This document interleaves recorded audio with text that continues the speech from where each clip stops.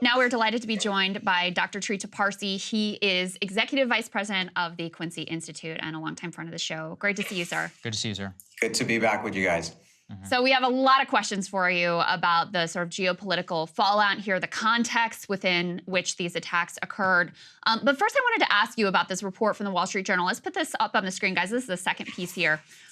They say that Iran helped plot the attack on Israel over several weeks. The Islamic Revolutionary Guard Corps gave the final go-ahead last Monday in Beirut. Now, what's really interesting here is this is actually according to senior members of Hamas and Hezbollah.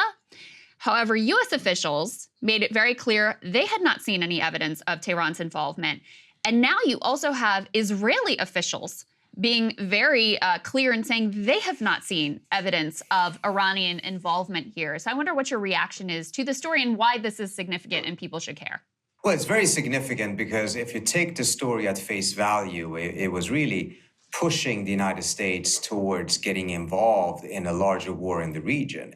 Because if the Iranians were involved in that operational sense, you would have significant calls on the U.S. side for actions against Iran.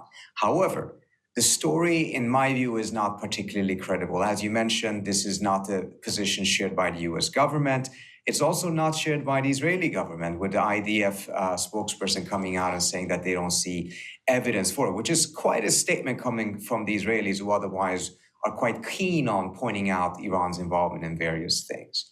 But also because I think the story itself I find really difficult to digest. So, for instance, they say that there's been bi-weekly meetings since August in Beirut, which is a place in which the Israelis have excellent intelligence, of course, between senior leaders of Hamas, Islamic Jihad, Hezbollah, and Iran, including on 2 occasions the Iranian foreign minister attending. I mean, these are the very same people the Israeli intelligence would keep a very, very close eye on. How could they have bi-weekly meetings since August about this issue, planning it, and the Israelis never finding out? It just sounds to me quite difficult to believe. So I think there's a lot of elements of this that raises question marks as to the accuracy of this story. On top of that, the former boss of one of the reporters, byline in that story, has come out and said that he fired her from her earlier position in Reuters for inventing stories. So I think we should deal it with a bit of grain of salt and really investigate further. Having said that, let me also say this.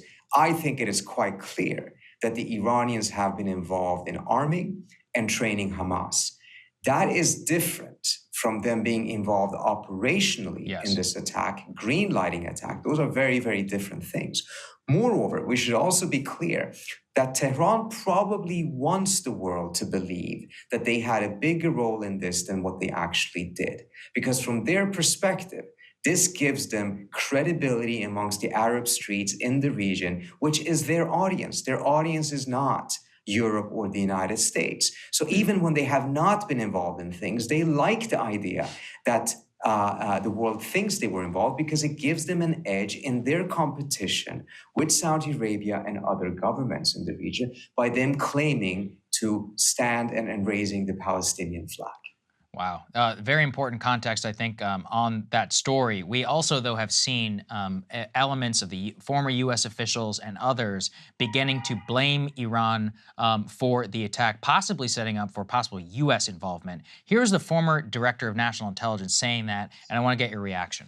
My reaction, Kayleigh, is as it has been from day one, those words ring hollow from the Biden administration. They're disingenuous at best. Look, it's not even just this $6 billion, which clearly is going to further enrich Iran. It's closer to $60 billion. If you look at what the Biden administration has done to help this Islamic terrorist regime in Iran by stop enforcing sanctions, by lifting restrictions, by allowing Iranian oil to increase by 650% over the last 2 years, from 400,000 barrels of oil a day to 3 million barrels of oil a day. All of this has strengthened an Iranian regime that, Kayleigh, we left weaker and poorer than it had been in the last 20 years. And instead, they've largely been funded by the Biden administration's actions and allowing them to strengthen their position and to create this kind of mayhem. I don't think it's unfair, Kayleigh, to say that, Iran funded Hamas here, but the Biden administration helped fund Iran. This is the basically coalescing position of a lot of the Republican Party. So I'm curious, just fact from fiction, what do you make of that? Well, there's quite a lot of fiction there, but I think first of all, the larger context here is that unfortunately, these are really serious issues. And in Washington right now, we're turning everything into a political football. This is an attempt to blame everything on the Biden administration. You guys know me. I've been on this show many times. Yes. I have plenty of critiques of the Biden administration. And I do so today as well in part of handling this and trying to push for a Saudi-Israeli normalization deal, which I think, frankly, has contributed to some of the violence that we're seeing right now. But this is just filled with a lot of fiction. First of all, the $6 billion sits in a bank in Qatar. Essentially, the United States decides what type of food and medicine the Iranians can buy. It's actually a very humiliating deal in the sense that the Iranians cannot even spend their money as they want to, but they have to get approval from the United States to do so. In terms of 3 million barrels of oil a day, I've never heard that number. I've heard something up to 2, and it's absolutely true that as a result of an effort to de-escalate, the Biden administration, I don't think, has been implementing some of Trump's sanctions as harshly as Trump was, but it's also in the context of the Ukraine war, in which pursuing the implementation of that would further increase oil prices at a time when the Biden administration actually has an interest in lowering the oil prices because of the impact it will have on the U.S. economy. And this is one of those things that I think the Trump administration didn't take into account in the same way because it was partly in a different geopolitical context. The idea then to go all the way of saying that, the Biden administration is funding Iran, which then is funding Hamas, is really a masterful way of connecting dots that doesn't exist in order to score a political point here in Washington, but that unfortunately can have devastating geopolitical effects, not only in the region, but for the United States itself, because this is these kind of narratives that can push the United States wrongfully into a conflict that the U.S. should not be involved in. Yeah, and we've already seen Dean Phillips, who's a Democratic congressman, effectively calling for war with Iran, and Lindsey Graham re-upping his, practical, constant desire for war with Iran. So these are very real concerns right now. And Dr. Parsi, part of why we wanted to have you on is because even when the Abraham Accords were, very popular and they had a lot of traction within Washington, D.C., you were raising some alarms about what they left out and some of the shortcomings of them. And now, as you alluded to, there's also this attempt from the Biden administration. Abraham Accords were under the Trump administration. Under the Biden administration, you now have a similarly veined attempt to normalize relations between Saudi Arabia and Israel that effectively ignored and invisibilized what was going on here in Palestine. Can you take us through those pieces and why you said that the Saudi normalization in particular may have contributed to the timing of these attacks? Absolutely. So as you remember, I was on the show and I wrote about this when the Abraham Accord first came out, and there was this belief that this is some sort of a peace deal, even though the UAE and Israel had never been at war.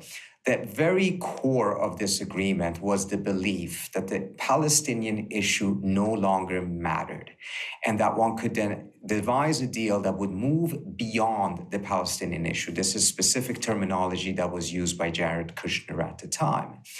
And this was partly born out of the reality that after the Arab Spring, the Palestinian issue wasn't as potent of a force in the Arab world as it had been earlier prior to the Arab Spring. But to believe that that was a permanent state and a permanent shift was a huge mistake.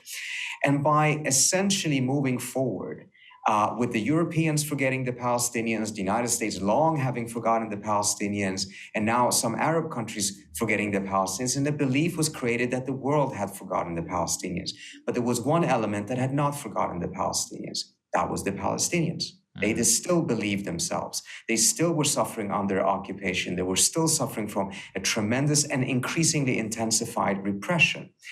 And leaving them with that in that situation in which essentially a narrative was created amongst the Palestinians, that negotiations and peace process had actually brought them to a worse position, over the course of the last 30 years, just objectively dramatically increased the likelihood that at some point their struggle would shift towards a much, much more militant and violent resistance than what we had seen during the Oslo process. This is not to condone it. This is not to justify it. This is just to say this is a reality. Some of us called it out before this happened.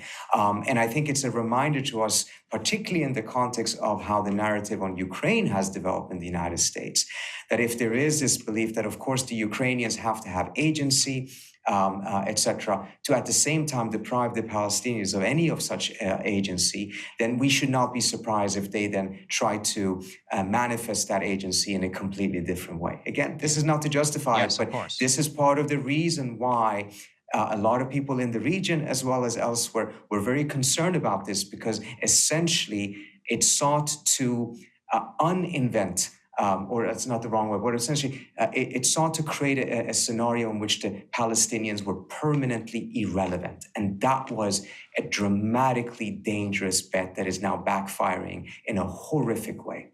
My last thing for you, sir, is about the idea of a possibility that in Israel, where they're very afraid of a two-front war of Hezbollah and then potential embroilment with Iran. How should people, what context can you give with them about what that might look like and what the trigger points would be for a broader conflict that we would look like outside of the Gaza Strip? I think, first of all, that's an absolutely to-the-point question. It's a very important question. I think it's part of the reason why the Israelis themselves are not going out there and saying that they don't see Iran's operational involvement in this. Because if they were to go out and say that and incentivize Hezbollah to actually get into the fight, then Israel would be facing a two-front war. Moreover, the fact that the Hezbollah has not been part of this war so far is further indication that this probably was not something that the Iranians were involved in designing, because if they wanted to do something to really go after the Israelis, they would probably have done it in a manner that was more detrimental to the Israelis by creating that two-front war. But if that were to happen, it would be a devastating situation for the Israelis. Both Hamas and Hezbollah are much better armed. There's been this false belief that Israel's technological superiority creates a permanent imbalance between the two sides. And as a result, that they simply could manage permanent occupation because these Palestinians could not do anything about it. We've now seen that the Palestinians have managed to catch up technologically and really surprise not just the Israeli military, but also the Israeli intelligence services. So in that context, this is something that the Israelis should be very wary about. Well, Dr. Parsi, it is always so great to have all of your thoughts and well-considered commentary here as we sort through a very complex situation. Thank you so much for joining us, as always. Thank you, sir. Thank you so much for having me. Appreciate it. It's our pleasure. Hey guys, if you like that video, go to breakingpoints.com, become a premium subscriber, and help us build the best independent media organization on the planet. That's right. We're subscriber funded. We're building something new. We want to replace these failing mainstream media organizations. So again, to subscribe, it's breakingpoints.com.